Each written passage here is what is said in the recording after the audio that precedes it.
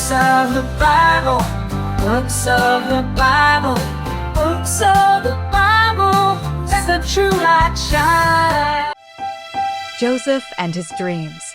Genesis chapter 37, 1-11.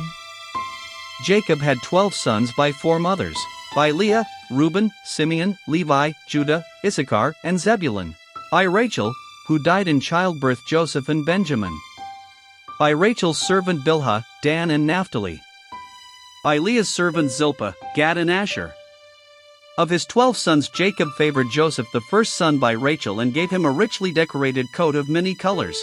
This upset Joseph's older half-brothers. Matters became worse when Joseph was tending his father's flock with them, then went running to Jacob to complain about their work. When his brothers saw that their father loved him more than any of them, they hated him and could not speak a kind word to him. Joseph then had a strange dream that he shared with his brothers. "We were binding sheaves of grain out in the field," explained Joseph, "when suddenly my sheaf rose and stood upright, while your sheaves gathered around mine and bowed down to it." The brothers were angry. "Do you intend to reign over us? Will you actually rule us?" And they hated him all the more because of his dream. Later Joseph shared another dream with them. "Listen," he said, "this time the sun and moon and 11 stars were bowing down to me." This dream made his brothers even more jealous of him. Joseph shared the dream with his father. "What is this dream you had?" Jacob asked. He told Joseph off, asking, "Will your mother and I and your brothers actually come and bow down to the ground before you?" But Jacob thought much about the dream and what it might mean. Joseph thrown in a pit. Genesis chapter 37, 12-36. Joseph's brothers had traveled north to Shechem to find pastures to graze their father's flocks. Joseph had remained at home with his father Jacob in the valley of Hebron. Jacob told Joseph, "Go and see if all is well with your brothers and with the flocks, and bring word back to me." So Joseph set off from Hebron to Shechem to find his brothers. However, when he got there he could not find them. A man asked, "What are you looking for?" Joseph replied, "I'm looking for my brothers. Can you tell me where they are grazing their flocks?" "I heard them say, 'Let's go to Dothan,'" the man replied. So Joseph traveled on to Dothan. His brothers were grazing their flocks there. However, when his brothers saw him in the distance, they plotted to kill him. "Here comes the dreamer," they muttered. "Let's kill him and throw him into one of these cisterns. We can say that a ferocious animal devoured him. Then we'll see what comes of his dreams."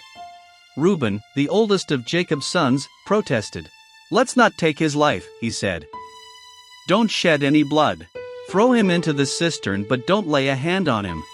Reuben said this, planning to rescue Joseph later and take him back to his father. So when Joseph arrived, his brothers stripped him of his ornate robe and threw him into an empty cistern. As they sat down to eat their meal, they saw a caravan of Ishmaelite traders coming from Gilead.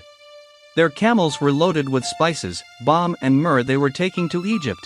Judah said to his brothers, "Let's not kill Joseph but sell him to the Ishmaelites." So they pulled Joseph up out of the cistern and sold him for 20 shekels of silver to the Ishmaelite traders. Joseph was taken prisoner by the Ishmaelite traders and began his long journey to Egypt to be sold as a slave. Reuben had not been with the other brothers when Joseph was sold. When he discovered Joseph was no longer in the cistern, he tore his clothes in grief. "The boy isn't there. What can I do now?" Then they got Joseph's robe, slaughtered a goat and dipped the robe in the blood. They took the ornate robe back to their father and said, "We found this. Is it your son's robe?" "It is my son's robe," Jacob cried. "Some ferocious animal has devoured him." Grief-stricken, Jacob tore his clothes, put on sackcloth and mourned for Joseph. No one could comfort him. He wept, "I will continue to mourn until I join my son in the grave."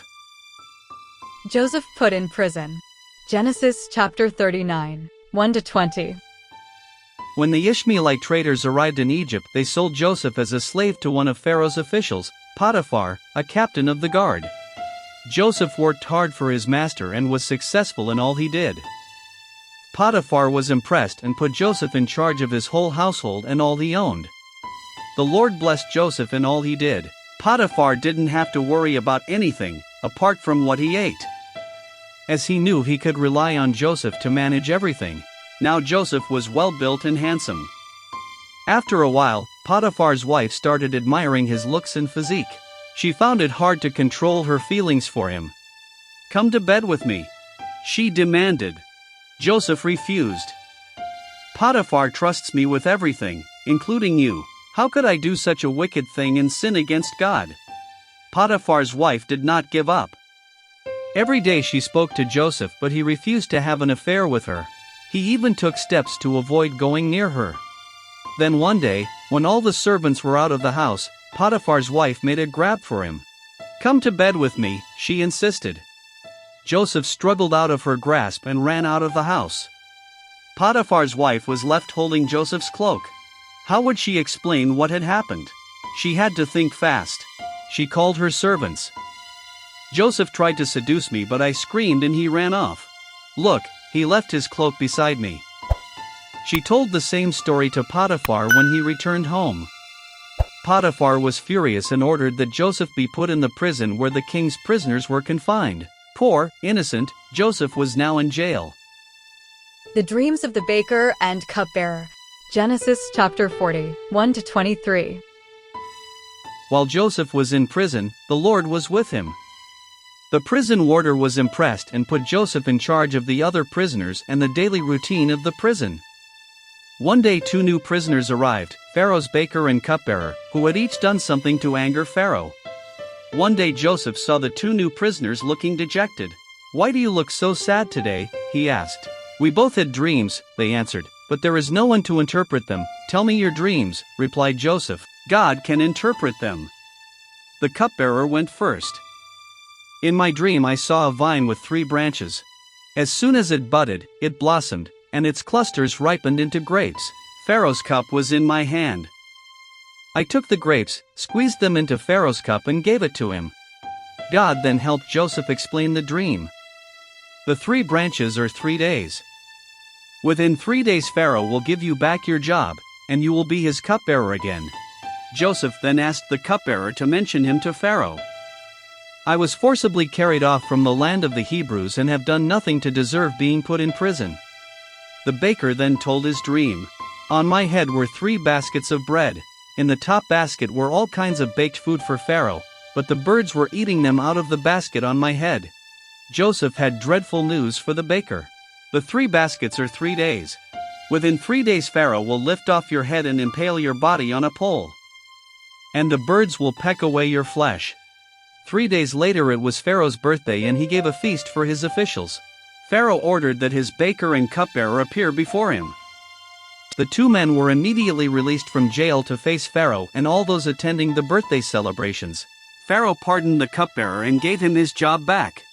He then ordered the baker to be executed, just as Joseph had said he would.